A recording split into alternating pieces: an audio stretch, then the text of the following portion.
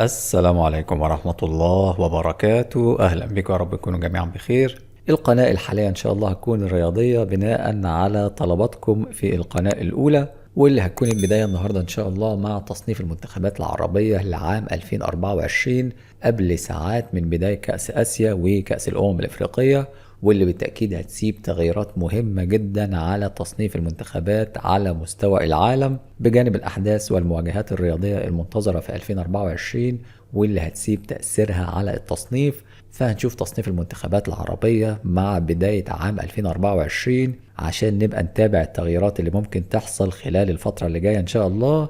فخلونا نبدأ بسم الله وبالصلاة على النبي عليه الصلاة والسلام.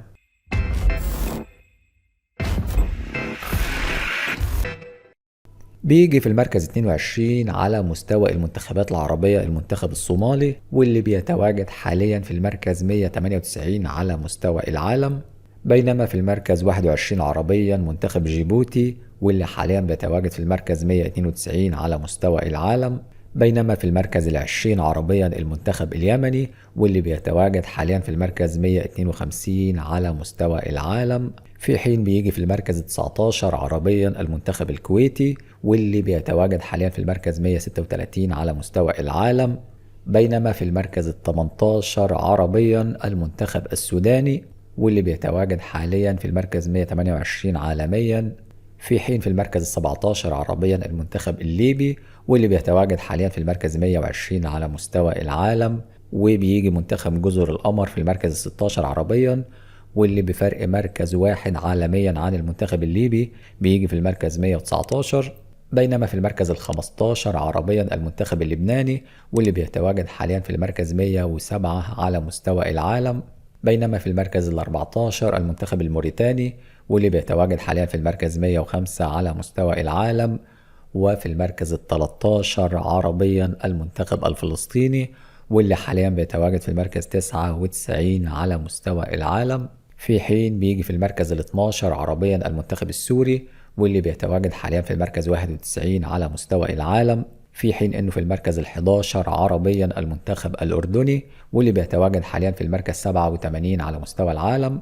بينما في المركز العاشر عربيا منتخب البحرين، واللي بيجي برضه بفرق مركز واحد عن المنتخب الاردني في المركز 86 عالميا.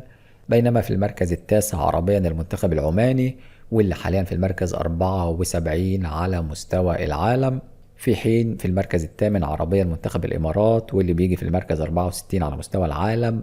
وفي المركز السابع عربيا المنتخب العراقي، اللي بيجي متفوق بمركز واحد عن الإمارات في المركز 63 على مستوى العالم.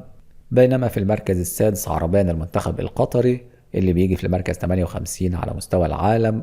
وفي المركز الخامس عربيا المنتخب السعودي، اللي حاليا بيتواجد في المركز 56 على مستوى العالم. بينما في المركز الرابع عربيا المنتخب المصري، واللي بيتواجد حاليا في المركز 33 على مستوى العالم. في حين بيجي في المركز الثالث عربيا المنتخب الجزائري، واللي حاليا بيتواجد في المركز 30 على مستوى العالم. بينما في المركز الثاني عربيا المنتخب التونسي، واللي بيتواجد حاليا في المركز 28 على مستوى العالم. وبيجي في المركز الأول عربيا المنتخب المغربي، واللي حاليا بيجي في المركز ال13 على مستوى العالم. وبكده نكون شفنا ترتيب المنتخبات العربية مع بداية عام 2024 قبل المواجهات المرتقبة المنتظرة لجميع المنتخبات العربية، واللي بالتأكيد هتسيب تأثيرها القوي جدا على تصنيف المنتخبات. تفتكروا ايه أقوى المنتخبات العربية اللي ممكن تحقق قفزات خلال الفترة اللي جاية إن شاء الله؟ مستني رأيكم وتوقعاتكم في التعليقات، وشكرا للمتابعة وسلام.